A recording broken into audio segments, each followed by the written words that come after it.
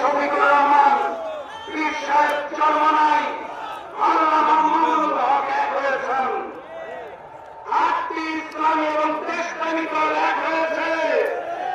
অতএব আগামীর বাংলাদেশে ভারতীয় আধিপত্যবাদ চলবে না। আগামীর বাংলাদেশ হবে ইসলামের বাংলাদেশ। আগামীর বাংলাদেশ হবে কোরআনের বাংলাদেশ। আগামীর বাংলাদেশ হবে ন্যায় এবং সাম্যের ভালোবাসার বাংলাদেশ। অতএব স্পষ্ট ভাষায় জানিয়ে দিতে চাই, কোন ভোটে হামলো, 8 দলের প্রতীকে সিল মারো। কোন ভোটে হামলো, 8 দলের প্রতীকে সিল মারো। সংগ্রামী সাথী এবং বন্ধুগণ, আমি শুধু আপনাদেরকে বলে যেতে চাই, যুদ্ধ শেষ হয় নাই।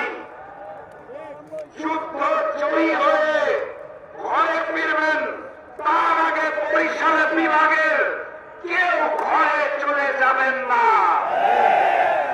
আজকে এই ঐতিহাসিক সমাবেশ থেকে